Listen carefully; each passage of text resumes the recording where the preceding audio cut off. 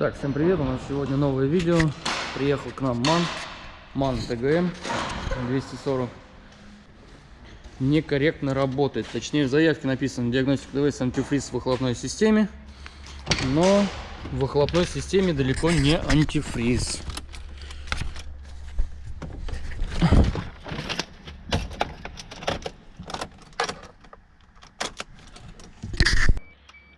Так вот у нас работает. Вот у нас пробег данного автомобиля.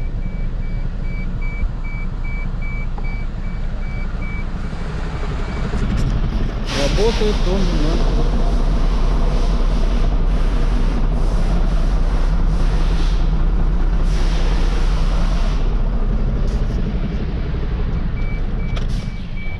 Произвели мы диагностику двигателя компьютерную. У нас отсутствие компрессии. В четвертом 8, пятый и шестой там 11-12, остальные 23. То есть у нас просадка именно по четвертому цилиндру. Сейчас будем поднимать кабину, снимать форсуночки и смотреть камерой эндоскопом, что именно с ними, с цилиндрами этими случилось. То есть задир гильзы, прогар клапана, либо поломанные кольца. Все это мы сейчас увидим с помощью эндоскопа. И потом после этого будем делать выводы. Снятие двигателя, либо снятие ГБЦ.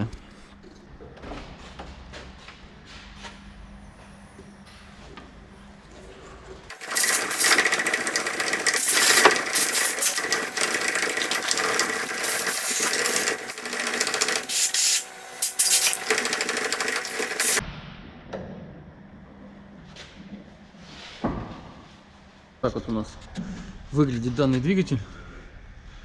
Все защиточки уже поржавели. Болты тоже поддались коррозии.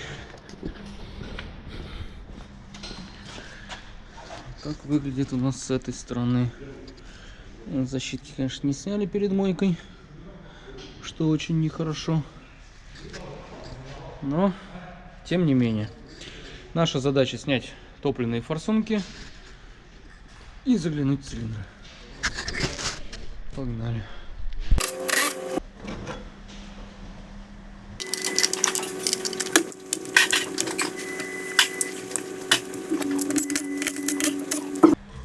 Скидываем всю проводку и откручиваем колесо.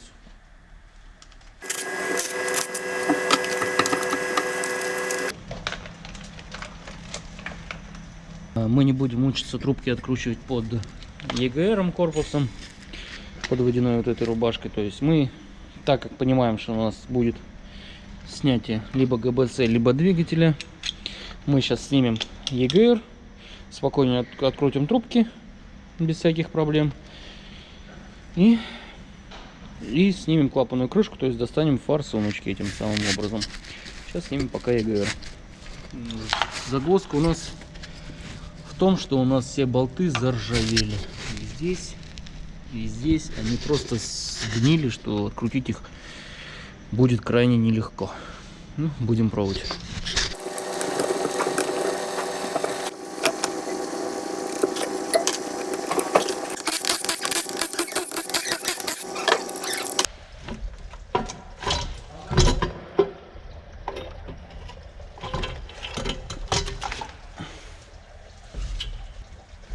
Теперь у нас появился свободный доступ для этих марковок, для откручивания топливных трубочек и марковочек.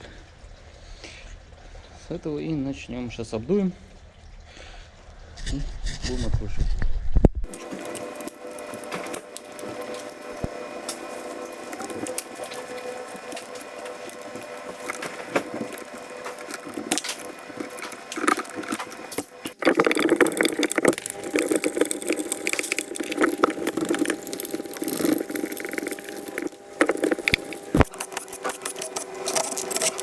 В стороне все болты заржавели,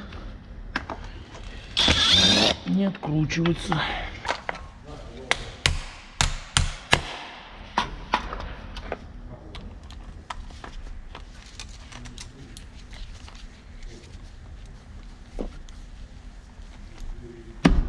Так, наверное, Клапана никогда, наверное, не регулировались.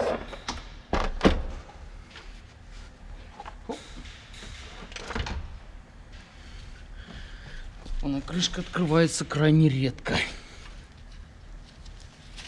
А теперь мы скручиваем проводку с форсунки и откручиваем прижим самой форсунки.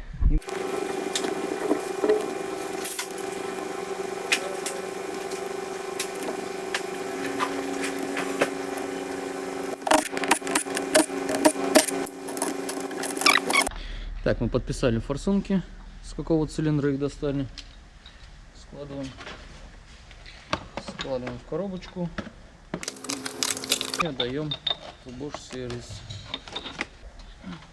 Сами заглядываем в цилиндры. 4-й цилиндр в таком вот ужасном состоянии. То есть вот хон-сетка. Дальше идет задиры. Задиры. Кручу камеру. Вот хон-сетка. И дальше опять задиры. То есть задиры по кругу. Такие серьезные. И вот здесь вот, скорее всего, сломано верхнее кольцо. Имеется жаровой пояс очень широкий. То есть верхнее кольцо тут, по всей видимости, сломано. Так, теперь у нас уже понятно, что просто снятием головки у нас не обойдется. Гильзы поменять не так просто. Тут у нас стоит блок, который необходимо гильзовать. Для этого мы будем его снимать. Снимем сначала радиатор, снимем корпус воздушного фильтра с перемычкой и будем доставать вместе с коробкой. Приступили мы к снятию двигателя. Сняли мы, открутили проводку. Вот она у нас коса. Открутили пустой. Видим там масло. Вот так вот. Масло. Вот здесь. Вот так вот. Тоже большое количество масла. То есть говорит о том, что у нас сапуна, вот эта трубка сапуна, это кидала сюда масло. То есть сюда мы можем наблюдать.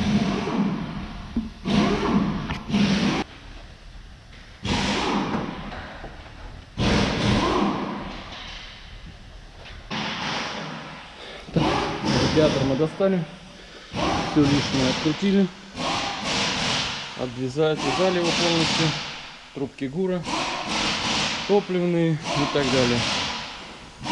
Здесь открутили. Откручиваем подушки двигателя и поднимаем двигатель.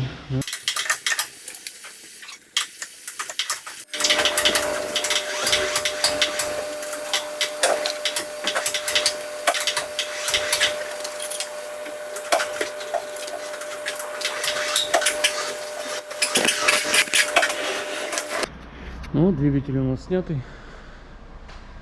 Вот так он выглядит. Весь грязный. Посмотрим, либо будем мыть, отправим сейчас на мойку, либо разберем, потом все помоем детали. Сейчас посмотрим, как лучше. Вот это вот система у него с турбины. 2 турбинки. Маленькая и большая турбина. И идет вот так вот через поддон охлаждения. Владельцы Манов Евро 6X с 20-м двигателем, вам ничего не напоминает это? Когда идет 2 турбинки. И вот так вот. Вопрос для знающих. Для чего и почему сделали именно так?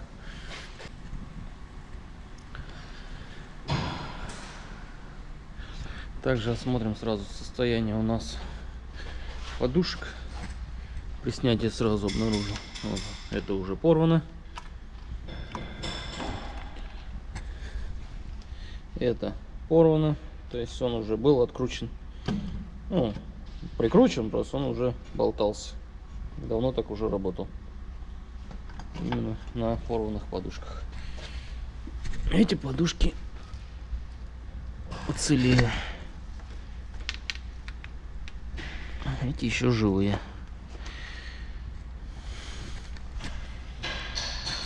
Все.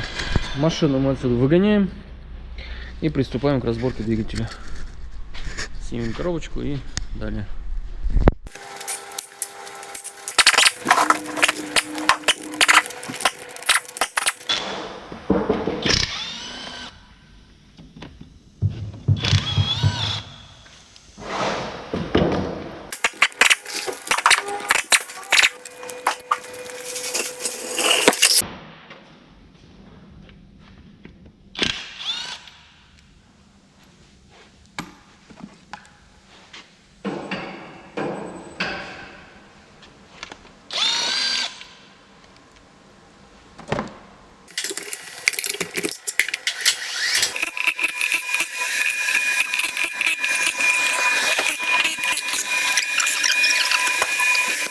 Диск еще, в принципе, в состоянии минимальном значении, десяточка, где-то меньше 10 уже. Но у нас пружины вот здесь подстертые, болтаются. То есть поэтому лучше менять диск, остальное оставляем. И подшипник под замену. Так, приступаем мы к разборке данного двигателя. Сейчас он у нас выглядит вот так вот. Сняли мы выхлопной коллектор. Частично подразобрали мы уже на машине, чтобы увидеть проблему. И сняли сцепление. Сейчас мы будем разбирать его полностью. Начнем снимать всю навесочку.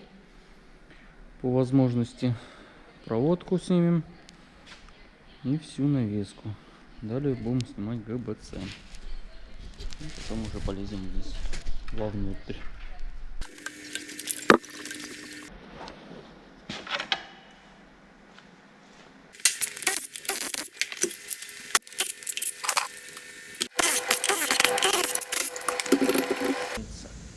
Упирается она в трубки там снизу. Их тоже сразу снимать и скручивать. Скрутим турбины. Берем их.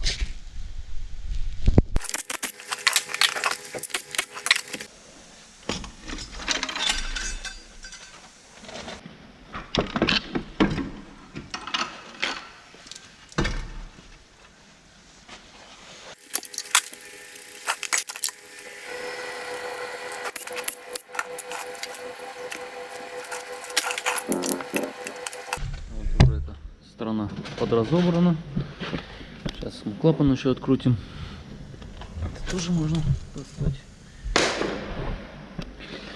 Клапан открутим и как-то будем пробовать откручивать этот коллектор. Все болты тут подгнили, ешка стоят. Будем пробовать их откручивать и защиту эти все поснимать. Это уже все негодно. Какие-то еще целые, какие-то гнилые. Сейчас будем пробовать все это откручивать. Итак, это увлекательное мероприятие по удалению этих болтов решил оставить на потом, на попозже. То есть после подъема головы, тем более на сухо это еще понадобится для снятия головки. Снимем головку вместе с коллектором, и потом уже буду заниматься этим прекрасным занятием удаления этих болтов, откручивания. То есть какие-то откручиваются, какие-то слизываются полностью. Тут они уже круглые. Ну, будем что-то выкручивать как-то. Сейчас мы перейдем на эту сторону.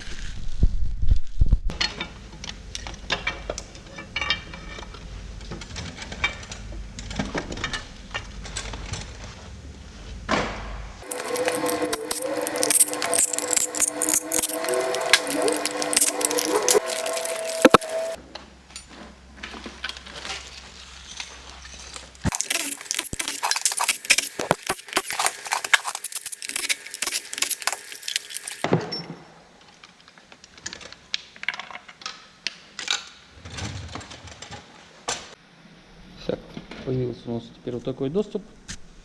Открутив все это дело, теперь мы открутим впускной коллектор вместе с топливной рампой. Напротив здесь. Вот.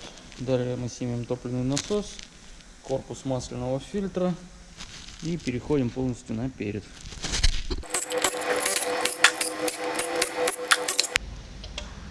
Так, топливную рампу мы потом снимем.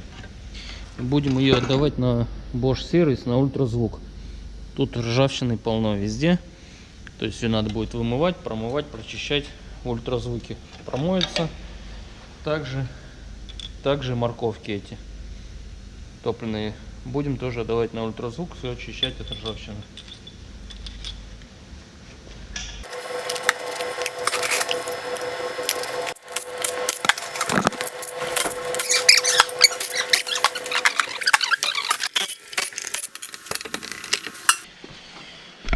Ну, вот эту сторону мы теперь тоже разобрали. Теперь мы переходим на перед. Забираем лобовую часть двигателя.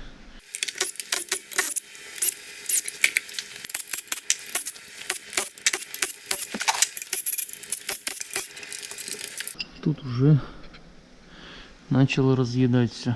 Вот, здесь все.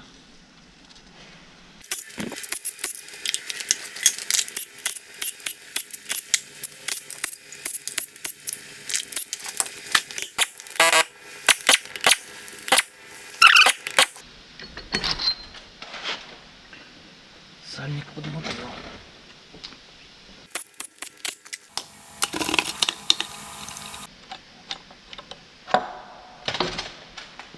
Вот он наш ГРМ. Так вот выглядит шестерни ГРМа. Пока разбирать здесь не будем. Перевернем. Ну, сейчас поднимем, сольем масло, снимем поддон, промплиту.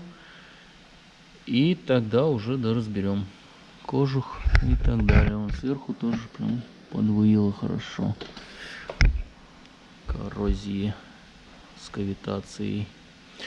Так, что ж, теперь снимаем головку блока цилиндров.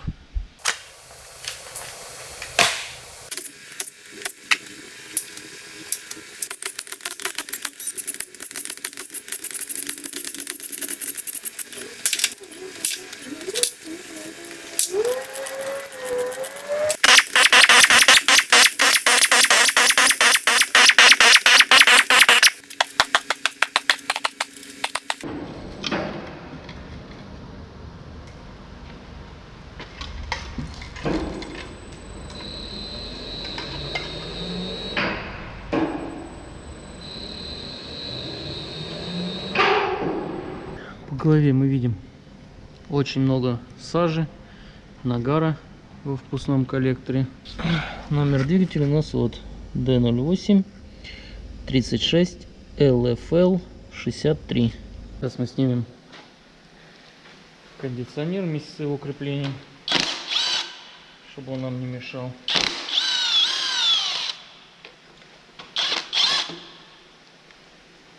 И поедем сливать масло.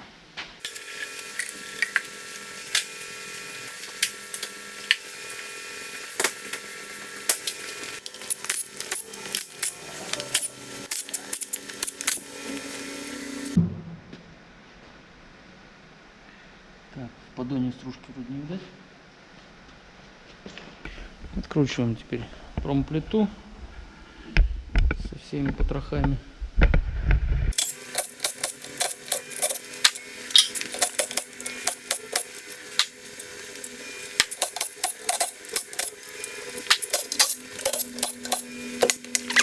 Вот. Здесь стоят теплообменнички. Всем полюбившимся, переделанный сейчас на Евро 6. То есть это вот его начало.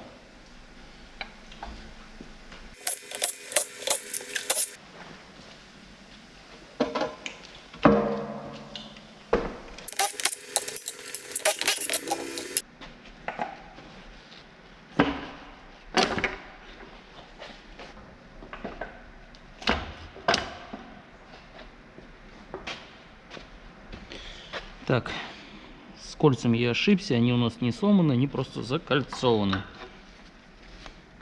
Я говорил, что кольца скорее сломаны, но они просто закольцевало их так, что пробивало. Соответственно, след, который мы видим, вот этот вот, доходит до этого кольца. То есть это кольцо в этом месте совсем не работало.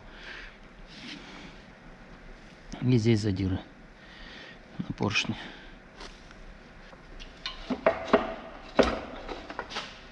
И здесь такая же картина. Картина маслом. Задран поршень целиком и полностью. Еще немного, и он мог уже начать клинить в гильзе.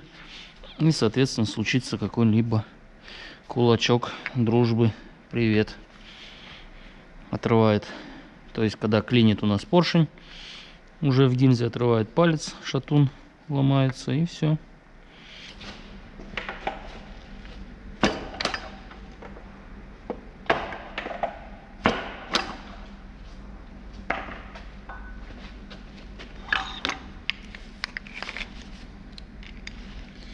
И также у нас отсутствовала компрессия в 4-м цилиндре. Отсутствие компрессии говорит нам опять вот этот поршень, который здесь все-таки мало света.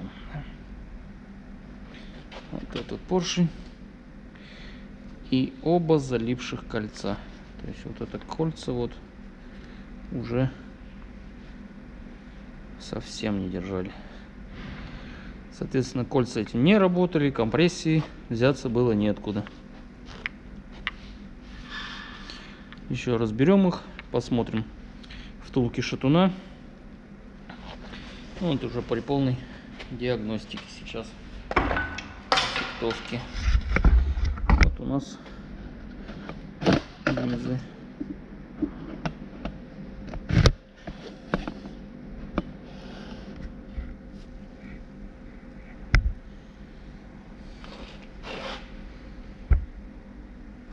Итак, сейчас мы снимем шестерень ГРМ, скрутим и снимем лобовую крышку.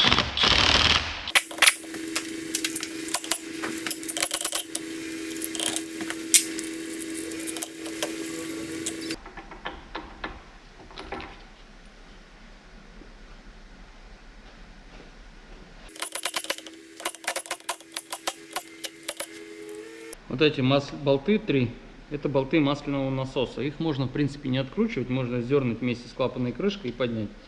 Ну и, соответственно, мы все равно будем проверять этот масляный насос на его состояние. Поэтому откручиваем сразу.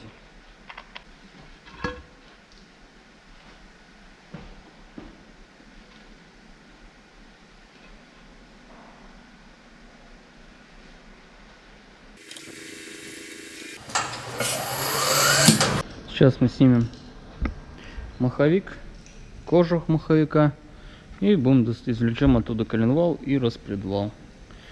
На этом, собственно, разборка окончена. Осталось потом останется нам отдефектовать ГБЦ и поршневую втулки шатунов.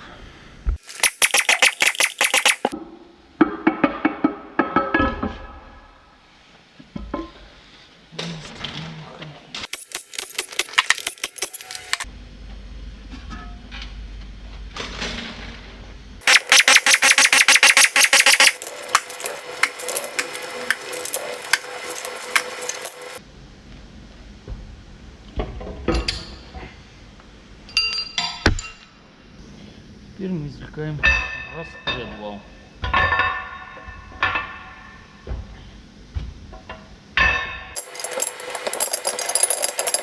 Толкательный распредвал, коленвал, все в хорошем состоянии. Промерим блок, извлечем масляные форсунки, обратный клапан, подушки и отправляем блок на ремонт, то есть на гильзовку. Масляные форсунки я проверил, забитых нету, проходимость у них хорошая. Таких задиров на гильзах исключаем по вине форсунок, то есть они у нас в хорошем состоянии, масляные форсунки. Остается у нас вариант либо перегрев, либо топливные форсунки.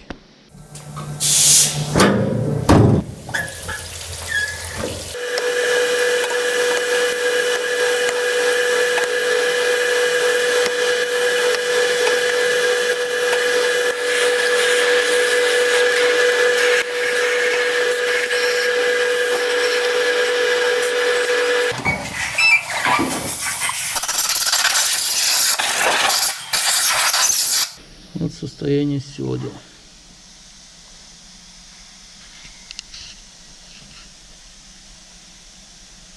Выпускные седла у нас идут под замену.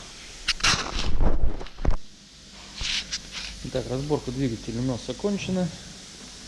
Написали мы карту дефектовки, то есть дефектовочную ведомость. Коленвал у нас в хорошем состоянии, распредвал тоже. Головка требует ремонта, замена седел выпуска, замена клапанов. У нас блок требует расточки по гильзам. Вот так вот все печально. Так, проставка передней крышки также имеет у нас следы коррозии. То есть вот так вот. Поела ее прилично. Далее у нас шатуны 3 под замену. Втулки шатуна и поршня требуют замены. По навеске мы вскрыли компрессор, требует он замены. Это у нас крышка, проставка также. Вторая, основная тоже, ну, корпус помпы тоже в таком вот состоянии, проела кавитации. Ну и все.